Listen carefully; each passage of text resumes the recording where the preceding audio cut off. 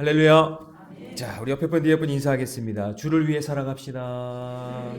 갑시다. 네, 그래요. 주를 위해 살아갑시다. 주 십자가에 달리신 그 주를 위해 여러분 살아가시기를 축복합니다. 자, 신접한 여인을 찾으라 라는 제목으로 하나님 말씀 함께 나누겠습니다. 자, 사무엘상을 한번 간단하게 살펴보죠. 자, 다윗 왕조가 이제 자리 잡도록 시작한다 그랬죠. 영적인 토양화 작업이 시작된다라고 했어요. 이걸 적용할 때 우리 가정에도 교회도 우리 나라도 어떤 영적인 토양화 작업이 시작되기를 원합니다. 그래서 이 토양화 작업은 적용할 부분들이 여러분 개인에게도 우리 가정에게도 교회에도 있었으면 좋겠어요. 그래서 첫 번째 어떤 토양화 작업을 하냐면 1장, 2장, 3장에서 영적인 지도자인 사무엘이 세워지죠. 뭔가 누군가 말씀을 선포할 지도자가 필요한 거죠. 가정에서도 어떤 신앙 세대주가 필요하잖아요. 믿음이 시작하는 그 사람. 저희 집안 같은 경우에는 어머니가 신앙 세대주거든요. 영적인 한 사람이 희생해서 말씀을 전하니까 가족이 살아나고 자녀들이 구원받고, 남편은 좀 늦었지만 하여튼 그래도 구원받아서 지금 장로님이세요. 그런 구원의 역사가 일어나잖아요. 그래서 영적인 지도자가 필요하다. 그 다음에 4장에 가서는 지도자만 있으면 안 되죠. 순종할 백성이 있어야 된다라고 했고요. 그 다음에 5장과 6장에서는 그러면 그 하나님이 어떤 하나님인가? 그 하나님은 전능하신 하나님, 무소부재의 하나님, 심판과 구원의 하나님이시다라고 얘기했죠. 그 다음에 7장에서는 하나님을 예배하는 백성이 되어야 된다. 그래서 온 백성들이 미스바에 모여서 하나님을 첫 번째 은혜로운 예배를 드리게 됩니다. 그 전까지는 전쟁 나면은 그냥 막 어깨 언약궤 들고 나가가지고 막 그렇게 무식하게 싸웠잖아요. 이제 그게 아니라 전쟁이 일어나면 제일 먼저 중요한 게 뭐냐면 하나님을 예배하는 거다. 그래서 예배를 드리고 났더니 하나님이 승리하게 하셨죠. 막 우박을 내려가지고 그죠? 그런 역사를 보게 됩니다. 그래서 예배가 중요한 겁니다. 그다음에 8장에서는 다음 세대가 중요하다고 했습니다. 아무리 신앙의 사무엘이라고 해도 선지자라고 해도 믿음을 자녀들에게 물려주지 못하면 요엘과 아비야 같이 실패하는 인생이 됩니다. 나중에 지교회를 세웠죠. 브엘세바 남부 지역에다가 그냥 실패하잖아요. 그러니까 여러분 신앙의 양육은 나만 잘 믿고 끝나는 게 아니라 우리의 자녀 세대, 다음 세대가 잘 믿어야 됩니다. 여러분 그게 여러분 마지막까지 소원이 되어야 되는 거예요. 기도 제목이 되어야 되는 거예요. 막 한숨이 나오고 그런데 근데 이거 우리 마지막 사명이기 때문에 긍정적인 마음을 가지고 끝까지 우리가 같이 기도해야 되는 거예요. 무슨 말씀인지 아시겠죠? 자, 그 다음에 9장에서부터 16장까지가 이제 영적인 토양화 작업에서 그럼 누가 우리의 왕이 되느냐라고 했을 때 워스트 모델로 사울 왕을 하나님께서 보여주시죠. 이런 왕이 되면 안 된다라는 것을 가르쳐 주시고 그 다음에 17장서부터 이제 31장 끝까지 이제 베스트 모델로 처음부터 시작이 아니라 베스트 모델로 왕이 만들어지는 그 과정을 하나님께서 지금 보여주고 있는 거죠. 믿음을 검증해 가면서 그러니까 내가 다윗이에요. 내가 다윗이라고 한다면 하나님께서 나를 어떻게 영적인 토양화 작업으로 만들어 가시는가 그것을 우리가 계속 지금 살펴보고 있는 겁니다. 자, 그러면 오늘 본문에서 이제 사울이 등장하는데 오늘 본문이 사울 왕의 마지막 사건입니다. 그래서 여기서 이제 가다가 31장에서 길보아 전투에서 죽어요. 사울 왕이. 그러니까 어떻게 보면 역사상 사울의 마지막 사건 스토리가 오늘 본문의 내용이다라고 하면 좋겠죠. 그러면 뭔가 좀 아쉬운 게 있어요. 왜냐하면 끝까지 변화된 모습이 아니었거든요. 그래서 안타까운 거죠. 죽기 직전까지도 회복이 못 되는 그런 상황. 그래서 여러분 우리가 소망을 가지고 믿음의 길을 걸어갈 때 사울의 길을 가면 안 되겠죠. 사울의 길을 가면 안 돼요. 그러니까 뭐 누군가가 이렇게 얘기해주고 선한 길로 인도해줘서 빨리 그 길을 돌이켜 다윗의 길로 가야 되는데 믿음의 길로 가야 되는데 그 길을 돌이키지 못하니까 계속 그 길로 치닫다가 나중에는 하나님의 영이 떠나고 이제 뒤에서 살펴보겠지만 결국에는 안타까운 인생이 되는 겁니다. 자, 그러면 이제 이런 마음을 가지고 한번 본문을 보겠습니다. 1절 말씀 같이 있습니다. 시작. 그때에 블레셋 사람들이 이스라엘과 싸우려고 군대를 모집한지라. 자, 그때가 언제냐면 자, 27장 12절을 한번 띄워주세요. 자, 같이 있습니다. 시작. 아기스가 다윗을 믿고 말하기를 다윗이 자기 백성 이스라엘에게 심히 미움을 받게 되었으니 그는 영원히 내 부하가 되리라고 생각하니라. 자, 보세요. 지금 블레셋의 가드왕 아기스로 망명해서 들어갔잖아요. 지난 시간까지. 기억나시죠? 기억나야 되는데. 네, 네, 그래서 왕명에서 들어갑니다. 전부 다 2천 명이 되는 사람들이 전부 다 들어갑니다. 그랬더니 아기스 왕이 야 이게 웬 떡이냐? 뭐죠? 호박이 덩굴채 굴러 들어왔다 이렇게 생각을 한 거죠.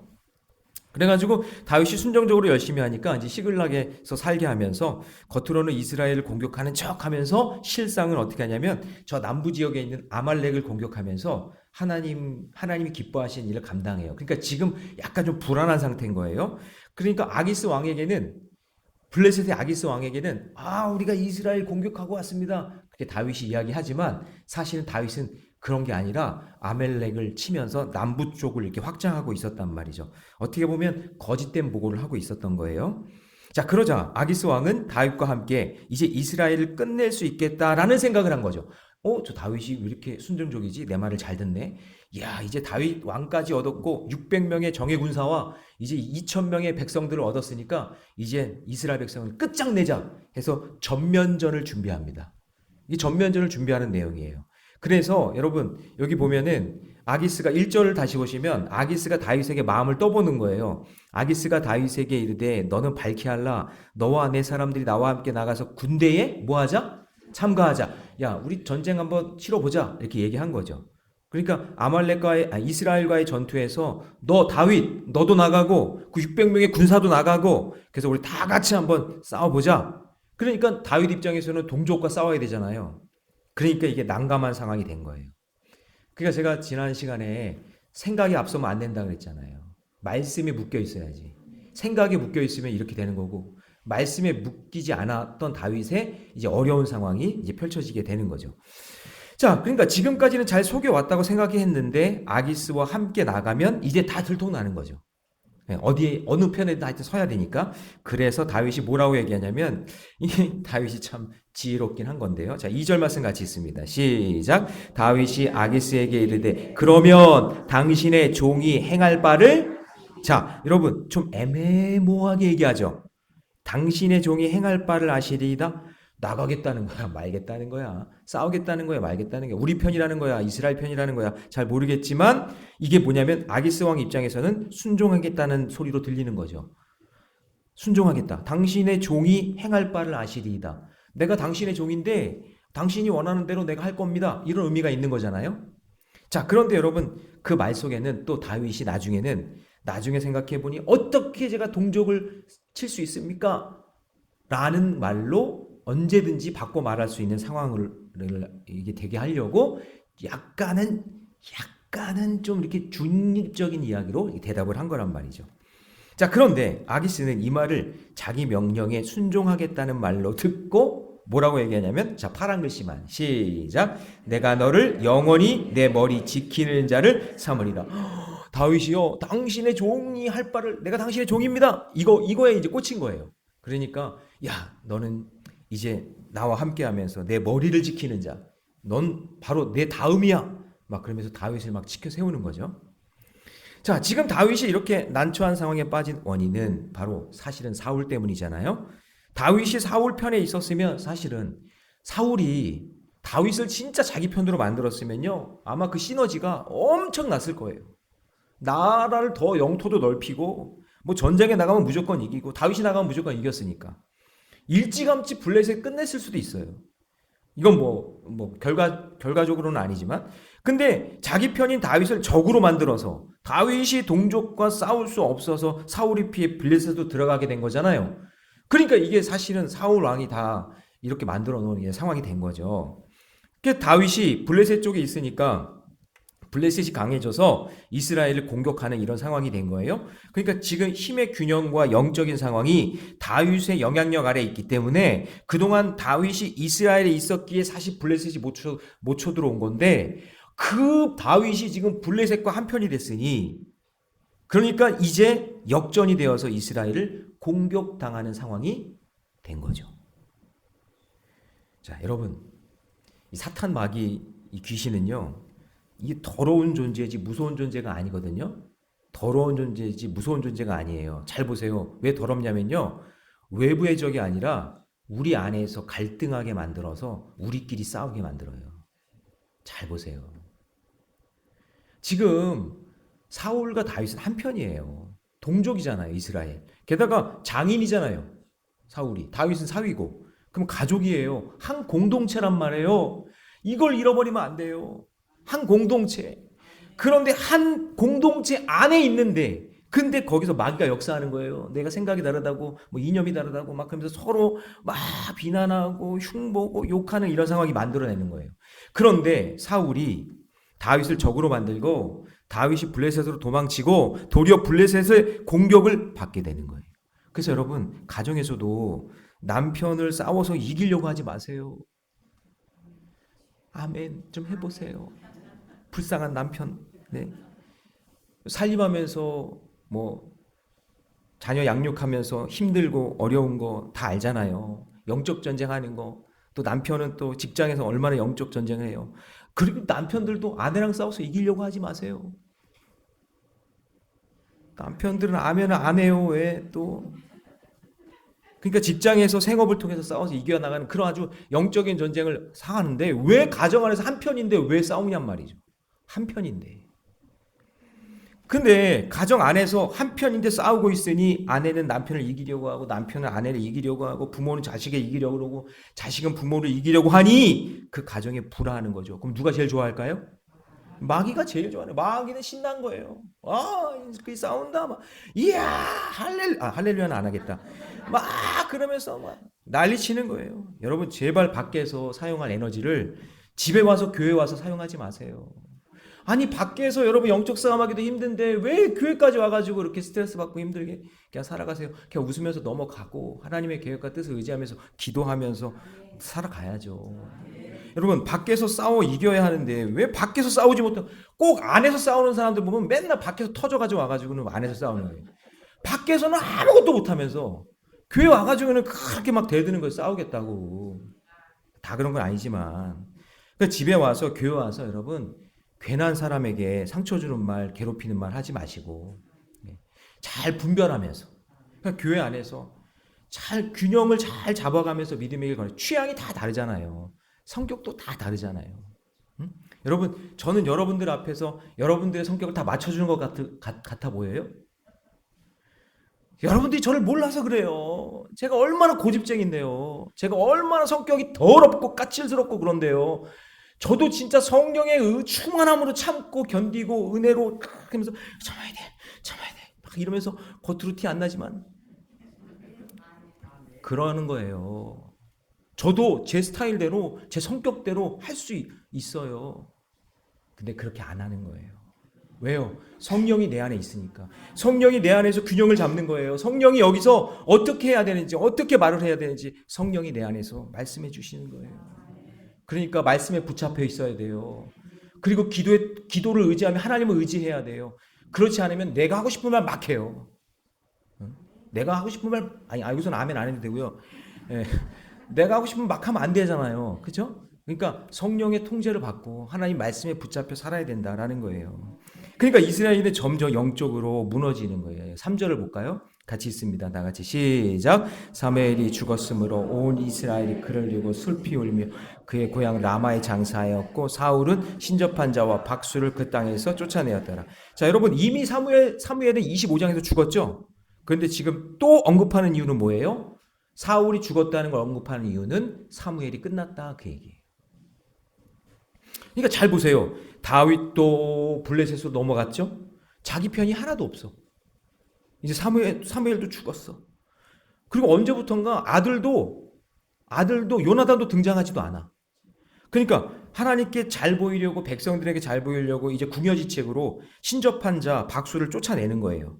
근데 그 와중에 블레셋은 어떻게 해요? 열심히 전쟁 준비하는 거예요. 4절 같이 있습니다. 시작. 블레셋 사람들이 모여 수넴에 이르러 진치며 사울은 온 이스라엘을 모여 길보아에 진쳤더니. 그러니까 여기 수넴은 어디냐면 사마리아 지역까지 쳐들어온 거예요. 그래서 길보아는 이제 사울이 죽게 되는 장소이기 때문에 여기서 딱 언급해 주는 거고. 자, 그 다음 5절 말씀해 보니까 사울이 블레셋 사람들의 군대를 보고 어떻게 했어요? 두려워서 그 마음이 크게 떨린지라. 이제 의지할 게 없는 거예요. 그 마음 중심에 하나님이 없으니까 블레셋이 가까이 오자 사울이 두려워합니다. 아마도 과거에 안 좋은 추억이 막 떠올랐겠죠. 막 골리앗, 블레셋 골리앗이 막 조롱하던 그거, 막 사무엘 기다리 못해가지고 자기가 제사를 다 지내버렸는데 하나님이 진노하셨던 그런 내용들, 블레셋이라는 말만 들으면 아마 심장이 쿵쾅쿵쾅쿵쾅 막 뛰었을 거예요. 게다가 다윗과 600명의 용사가 블레셋 편으로 가 있으니 이제 멘탈이 거의 붕괴가 된 거죠. 그러자 뒤늦게 하나님을 찾는데 말씀도 없어요. 자기 죄를 못 보니 기도가 아니라 원망합니다. 자, 6절. 자, 6절 같이 있습니다. 시작. 사울이 여호와께 묻자오되 여호와께서 꿈으로도 우림으로도 선지자라도 그에게 대답하지 아니하. 여러분, 이거 묻자오되라고 했으니까 기도라고 생각하면 안 돼요. 하나님께 원망을 쏟아내고 있는 거예요. 자, 보세요. 자, 꿈을 주시는 분이 누구예요? 하나님이잖아요. 그런데 하나님인데 하나님의 영이 떠났잖아요, 이미. 그러니까 꿈으로도 말씀 안 해요. 자, 우림은 우림과 둠림은 누가 다루는 거예요? 제사장이 다루는 거죠? 근데 제사장 어떻게 해요? 800명 다 죽였잖아요. 높당에서. 사무엘 선지자 이미 죽었고. 그러니까 무슨 방법으로 하나님을 만나요? 무슨 방법으로 하나님을 만나냐고요? 하나님을 만날 코드가 있어야지. 하나님을 만날 뭐가 근거가 있어야 되는데 이제 없어요. 웃자운데 아무것도 없으니까 이게 뭡니까? 막 이러는 거예요.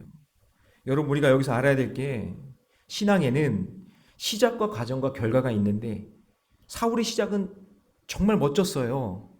너무 멋졌어요. 좋았는데 과정에서 지금 잘못된 것을 깨닫고 회개하고 자복하고 통회하고 하나님 잘못했습니다. 제가 죽을 죄인입니다. 이렇게 나가야 되는데 하나님 응답 기다리지 못하고 막 자기 마음대로 했던 거.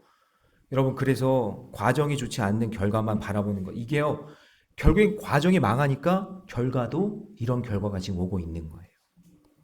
그래서 하나님과의 관계가 회복되어야 하나님이 꿈으로도 말씀하시고, 하나님은 영이잖아요. 영이시니까 꿈을 사용해서도 나에게 말씀해 주시고, 또 제사장과 선지자 함께 돕는 지체들이 옆에 있을 때 그때 나에게 이런 말도 해주고 저런 말도 해주고. 근데 모든 관계가 깨졌어요. 하나님과의 관계 깨지니까 꿈으로도 말씀 안 하세요. 사람들 다 갖다 죽이고 그렇게 관계가 다 깨지니까 우림을 던져도 소용없어요.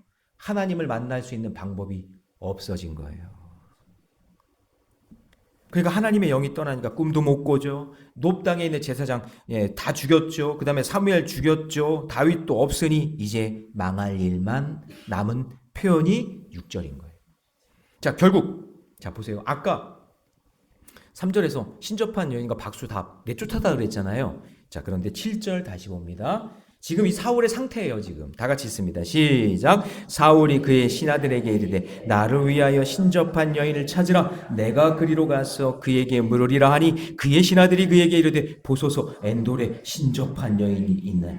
자, 아까 3절에서 하나님께 잘 보이려고 궁여지책으로 신접한 사람들, 여자들, 박수무당들 다 쫓아냈는데 이제 아무리 꿈을 꿔도 하나님 말도 안 하고, 아니 내 옆에 제사장 너한테 도와줄 사람이 아무도 없으니까 이제는 완전히 당황한 상황 속에서 다급해지니까 신접한 여인을 찾아가서 다시 점을 치려고 하는 거예요.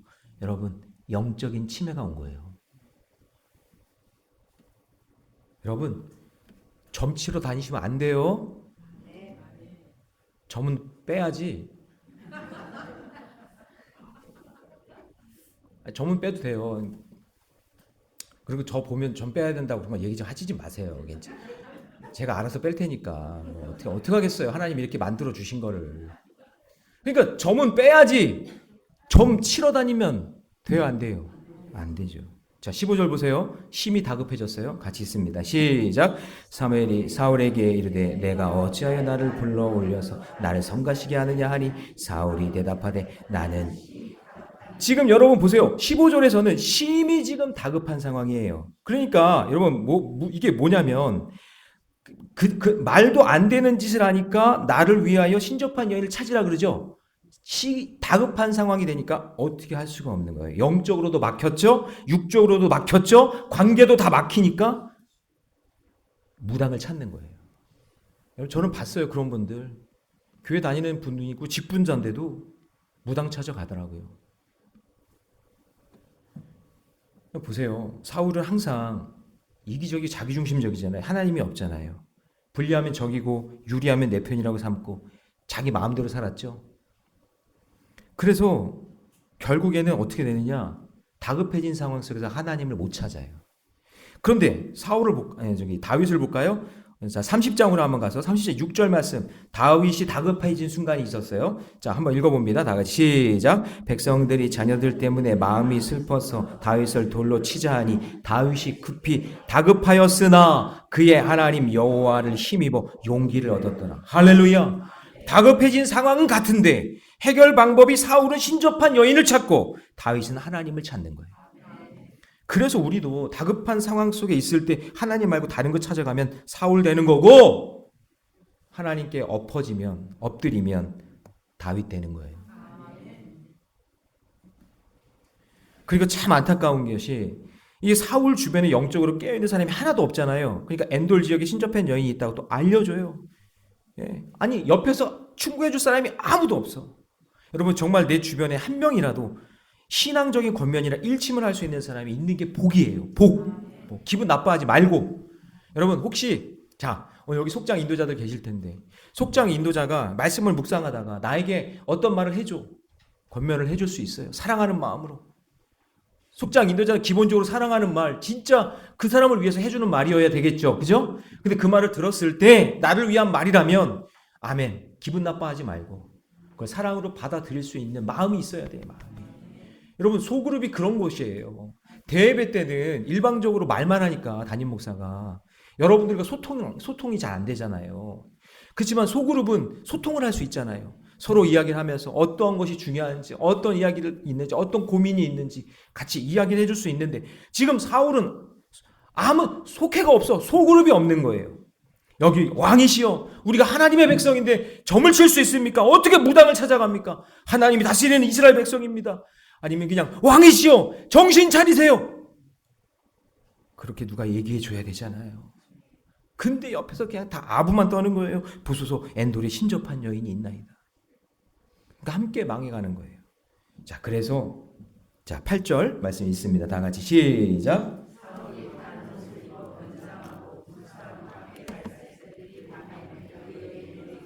사울이 이르되 청하노니 나를 위하여 신접한 술법으로 나를 내가요 불러올리나. 자, 여러분 7절도 보시면 나를 위하여 신접한 여인을 찾으라. 8절에서 나를 위하여. 그러니까 지금 사울에게는 오직 나만 있는 거예요. 하나님도 없고 가족도 없고 백성도 없어요. 너무 두려워서 그냥 내 살 길만 찾으려고. 그래서 여러분 말씀의 기준이 없으면 자기 기준 자기 중심으로 생각하면서 많은 부분 그냥 나만 위해서 그냥 이기적으로 살다 가는 거예요. 그래서 여러분 신명기 5장에서 십계명 내용 중에 우상을 만드는 이유, 자 한번 읽어볼까요? 신명기 5장 8절 시작. 너는 자기를 위하여 새긴 우상을, 자 자기를 위한다는 게 뭐예요? 그 대부분 여러분 우상은요 자기 위해서 만드는 거예요. 그래서 여러분 우상을 왜 만드는지 잘 생각해 보세요. 다 자기 위해서 만드는 거거든요. 왜 무당 찾아가죠? 왜 찾아가죠? 자기 위해. 타로점, 오늘의 운세, 복권 이런 거 왜 사요? 다 자기 위해서. 그래서 하나님을 위한 일이 아닌 나를 위해 하는 일들이 다 우상일 가능성이 높아요. 그래서 사울왕은 곰곰이 돌이켜보면 13장에서 사무엘이 오기 전에 자기가 제사를 다 드린 이유도 뭐예요? 백성들이 막 요동하니까 자기 리더십이 흔들릴까 봐 하나님이 아니라 자기가 그냥 제사 다 드려버리는 거죠. 자기 리더십 때문에. 그리고 15장에서 아말렉 전투에서 승리했는데 다 진멸해라고 했는데 진멸하지 않는 이유가 뭐죠? 아가광 살려가지고 막 질질 끌고 오면서 막 전리품 같은 거 막 들고 오면서 자기 인기 높이려고, 자기 능력 있다고, 자기 지지율 높이려고. 그러니까 여러분 하나님 말씀도 소용없고 자기를 위해 자기 마음대로 결정하는 거예요. 이런 모습을 마지막 죽을 때까지 한 사람이 누구냐면 사울왕이에요. 그래서 자기 중심으로 살면요 확장성, 연합성, 다양성 이게 없어지니까 그 사람은요 주변에 사람이 없어요. 사무엘도 없고 다윗도 없고 선지자도 없고 시간이 갈수록 비참하게 자기만 남는 거예요. 그런데 하나님 중심으로 사는 사람은 어때요? 확장해요. 하나님께서 이 사람과 연합하게 하세요. 그리고 생각이 넓어져요. 하나님께서 그 사람을 사용하시는 그런 거리들이 많아지는 거예요. 그러니까 여러분 어떻게 살아가야 할까요? 자기중심적으로 사는 사람이 되지 말고 하나님 중심으로 공동체 안에서 말씀이 들리는 그 공동체 안에서 연합하여 믿음 안에 살아가시기를 주님의 이름으로 축원합니다. 자, 9절 말씀 같이 읽습니다. 다 같이 시작. 여인이 그에게 이르되 내가 사울이 행한 일 곧 그가 신접한 자와 박수를 그 땅에서 멸절시켰음을 아나니 내가 어찌하여 내 생명을 올무에 놓아 나를 죽게 하려느냐 하는지라. 그러니까 여호와의 이름으로 쫓아낼 때는 언제고 이제 와서 점쳐달라고 하는 거예요. 지금 정신을 못 차리는 거예요. 지금 사울 왕이. 그러니까 하나님께 죽게 된다고 말하는 이 여인은 정신을 차리고 있는 거죠. 사울 왕이 우리 쫓아낼 때는 언제고 지금 와가지고 또 전봐달라고 이러니까. 그래서 사울이 뭐라 그래요? 10절. 자, 빨간 글씨만 시작. 여호와께서 살아계심을 두고 맹세하노니 내가 이 일로 벌을 당하지 않아. 아니 아무 때나 여호와 이름을 막 걸먹여요. 전보로 와놓고는 여호와께서 살아계심을 두고 맹세한대요. 정신이 나간 거예요. 영적 치매예요. 그러니까 여러분 이게 하나님의 이름을 망령되이 부르는 거죠. 그렇죠? 그 나를 위해서는 하나님의 이름을 함부로 그렇게 말하면서 막 거들먹거리는 거예요. 그래서 이 여인이 겁을 먹고 이상한 짓을 합니다. 왕이 와가지고 막 그러니까 이 신접한 여인도 어쩔 수가 없는 거예요. 제가 11절 읽을게요. 여인이 이르되 내가 누구를 내게로 불러올리라 하니 사울이 이르되 사무엘을 불러올리라 하는지라. 12절 여러분이 있습니다. 시작.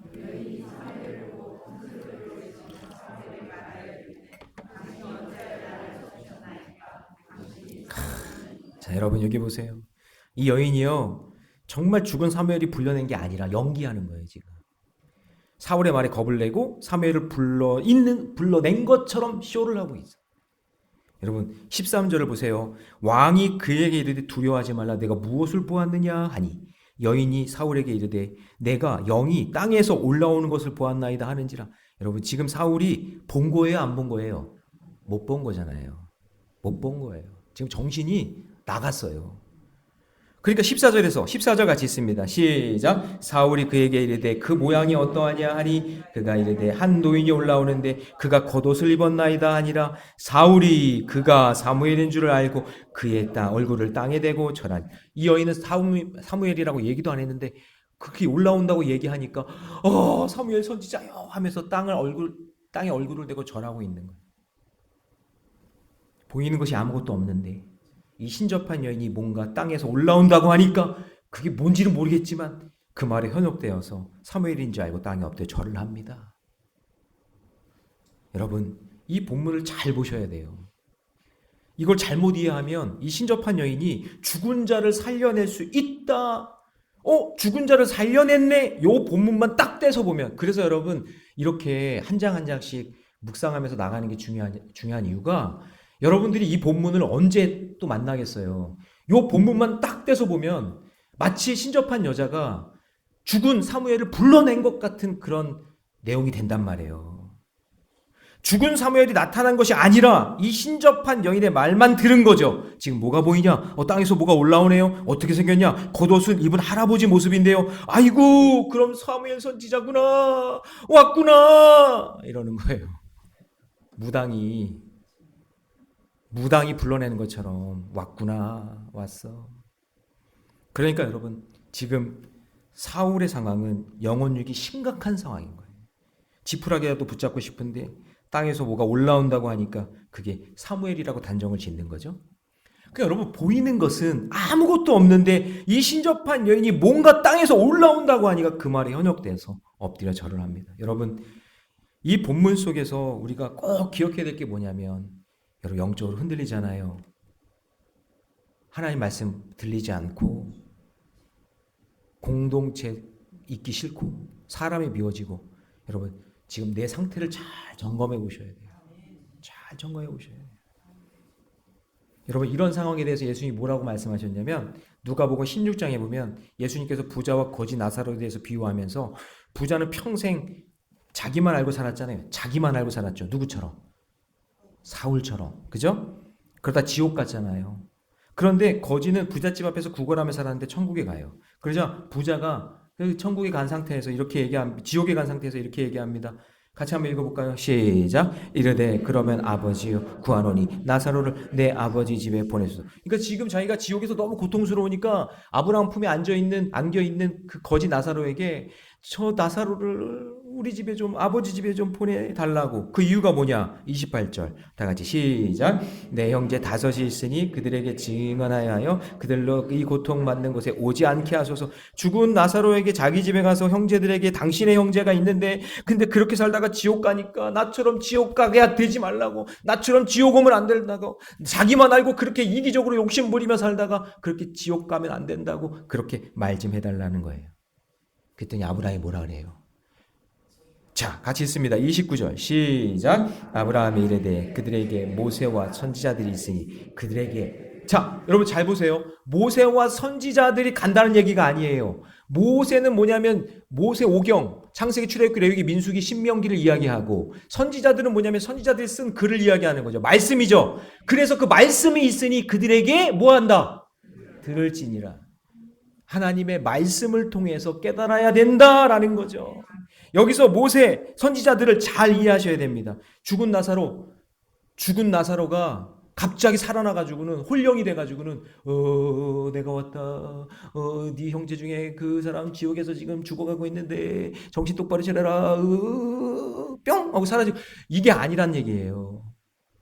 이미 하나님께서 말씀을 통해 천국과 지옥이 있고 어떻게 살아가라라는 그 지침을 우리에게 다 주셨는데, 할렐루야. 그랬는데 죽은 자를 부르는 강령술, 만약에 그 부분에 있어서 이 죽은 나사로를 보냈다면 지금 신구약은 맞지 않는 얘기가 되는 거예요. 그렇죠? 그런데 그거 필요 없다. 이미 말씀하셨기 때문에 그건 잘못된 거다, 가짜다라는 것을 이야기하고 있는 거죠. 그래서 30절 같이 읽습니다. 다 같이 시작. 이르되 그렇지 아니하나이다. 아버지 아브라함이여, 만일 죽은 자에게 그에게 가는 자가 있으면 회개하리이다. 그러자 이 부자가 정신 나간 말을 합니다. 뭘까요? 성경은 알고도 죽은 자가 나타나면 믿을 겁니다. 그러니까 여러분 보세요. 그러자 아브라함이 31절 다 같이 시작. 이르되 모세와 선지자들이 듣지 아니하면 비록 죽은 자 가운데 살아난 자가 있을지라도 권함을 받지 아니라 하였다 하시니라. 성경 말씀으로 깨닫지 못하면 죽은 자가 살아나도 깨닫지 못한 것이다. 그래서 여러분 말씀이 중요한 거예요. 여러분 귀신 잡는 신앙생활 하지 마세요. 귀신 잡는 해병대는 있어도 귀신 잡는다는 그런 신앙생활 하지 말라고요. 귀신 봤다. 여러분, 하나님이 우리에게 이렇게 귀한 말씀을 우리에게 주셨는데 그렇게 귀신을 통해서 말씀하시겠어요? 한번 생각을 해보세요. 생각을 한번 해보세요. 상식적으로. 우리에게 이렇게 생명의 말씀을 우리에게 주셨는데, 그럼 귀신들을 나타내가지고 우리에게 말씀하시겠냔 말이죠. 아니죠. 그럴 이유가 하등 없다는 거죠. 왜냐? 우리에게 하나님의 말씀, 성경 말씀이, 텍스트가 있잖아요. 할렐루야. 예. 그러니까 죽은 자가 살아나는 것보다 더 능력 있고 더 권위 있는 것이 하나님의 말씀이다라는 거예요. 그래서 여러분 성경 말씀 속에서 인간의 영혼, 육, 생사, 화복, 그게 다 담겨 있어요. 아주 축복의 말씀이, 그리고 또 때로는 저주의 말씀이 다 담겨져 있으니까 매일매일 말씀 묵상하셔야 돼요. 그게 여러분 내가 사는 길이에요. 그게 하나님 음성 듣는 거예요. 결국 죽은 자를 불러내서 쇼를 하든 연극을 하든 그것이 인간의 연약함을 이용하는 것이지 절대로 신앙적인 것이 아니다라는 거예요. 그러니까 그런 거에 속아 넘어가지 마세요. 그러니까 지금 사무엘상 28장 말씀에서 엔돌에 있는 신접한 여인이 죽은 사무엘을 땅속에서 끄집어낸다는 것이 아니라 지금 이 여인에게 사울왕이 뭐하고 있는 거예요? 속고 있는 거예요. 어떻게 한 왕이 무당하는 여자한테 속아요? 하나님이 세운 왕이 한 여인의 말에 속고 있어요. 왜요? 말씀을 버리니까. 여러분 부탁드립니다. 제가 여러분 담임 목사로서 할 수 있는 일은 말씀 가르치고 기도하는 일밖에 없다 그랬죠? 마찬가지예요. 여러분 성도로서 이 땅에 살면서 꼭 해야 될 게 뭐냐? 하나님 말씀 묵상하고 기도하세요. 그게 여러분 마지막 가는 길까지 끝까지 해야 될 일이라는 것을 잊지 마시기 바랍니다. 지난주에 저희 집사람이랑 큐티를 하면서 이런 대화를 했어요. 아이들 키우면서 많은 위기가 있었는데 그때마다 우리가 어떻게 이겼지? 어떻게 감당했지? 그러니까 생각해 보니까 그때마다 주신 말씀 때문에. 그 말씀이 우리를 살게 하고 우리를 붙잡아 주는 거예요.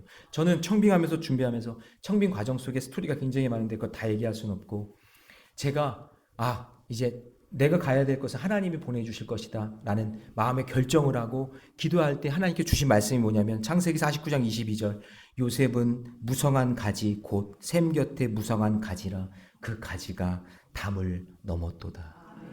제가 그 말씀에 딱 은혜를 받고, 이거다, 하나님께서 나를 담을 넘게 하셔서 어딘가로 보내주시겠지. 그리고 집사람이랑 이야기 나누고 하나님 보내주실 거야. 우리 사람 의지하지 말자. 그때까지는 담임 목사가 나를 어디 보내줄 것 같고 어떤 모 장로가 나를 보내주실 것 같고 그렇게 생각하면서 의지했거든요. 뭐 분리개척 한다고 뭐 30몇 억짜리 뭐 교회를 져서 성도를 이렇게 거기에 띄어서 이렇게 주고 뭐 이런 거 막 이야기, 그런 거 이제 의지하지 말자. 나를 보내주실 분은 하나님이고 하나님께서 반드시 담을 넘어 가게 하신다고 했으니까 이 말씀 딱 붙잡고 기도할 때 그때 하나님께서요 담을 넘어서 안양에서 서울로 오게 하신 거예요. 저는 제 간증이에요. 이게 말씀이구나. 사람이 아니구나. 말씀이구나. 그래서 우리가 말씀을 버리면요 하나님을 버린 것이 되기 때문에 아무것도 아닌 사람에게 이용당할 수 있고 아무것도 아닌 상황 속에 속을 수 있는 거예요.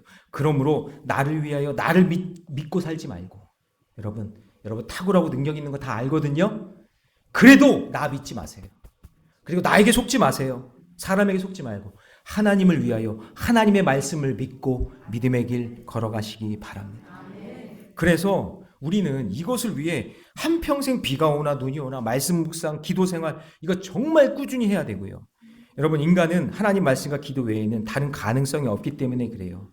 부탁드립니다. 지난주에 이어서 생각에 묶이지 말고 감정에 의지하지 말고 오직 하나님 말씀에 묶이고 기도로 의지하시기 바랍니다. 그래서 인간은 원래 이기적이기 때문에 나를 위해 살 수밖에 없는 존재거든요. 그런데 나를 위하여 미친 듯이 절벽을 향해 달려가는 나를 붙잡는 것이 무엇이냐? 하나님 말씀이에요. 여러분 나를 위해 살 수밖에 없어요. 그렇죠? 오늘도 나를 위해 여러분 살아왔을 거야. 그건 어쩔 수가 없어요. 우리의 본성이 그렇게 달려가게 만드니까. 그런데 그 순간에도 말씀을 펼치면 절벽으로 향해 가는 나를 하나님 말씀이 나를 어떻게 해요? 붙잡으신단 말이에요. 그래서 말씀이 필요한 거예요. 저도 제 안에 욕심이 있고 제가 제 마음대로 하고 싶은 뭐가 있을 거 아니에요. 근데 매일 새벽 말씀 묵상하면서 말씀의 통제를 받으며 말씀이 나에게 어떤 말씀을 하는지 그걸 계속 듣다 보니 하나님이 내 뒷덜미를 딱 이렇게 잡으실 때가 있어요. 야! 하면서 딱 붙잡고 어쩔 때는 이렇게 딱 막을 때가 있단 말이죠. 그거를 경험하시며 살아야 돼요. 그거를 경험하여 살아가야 다윗 같은 인생이 되지. 그거 없이는 말씀 없이 기도 없이 살면 그냥 사울같이 그냥 치다가 사는 거예요. 그냥 의지할 데 없어서 그냥 신접한 여인 찾으러 다니고 막 그러는 거예요. 이제 말씀을 정리합니다. 사랑하는 성도 여러분, 사울 왕이 무너지고 있는 이유 보이십니까? 보이세요? 보셔야 돼요. 보셔야 돼. 여기서 이제 끝이에요. 아니 한나라 왕이 그렇게 다윗 같은 좋은 사람 하나님 붙여주셨는데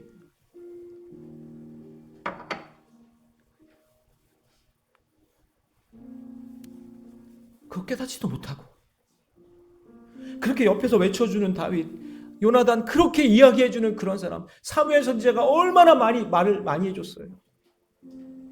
사무엘 심정을 제가 좀 알 것 같아. 그렇게 얘기해주고 그렇게 권면하고 그렇게 해줘도 그 한 귀로 듣고 한 귀로 흘려보내고 자기 마음대로 사는 거죠. 신접한 여인 찾으러 다니고.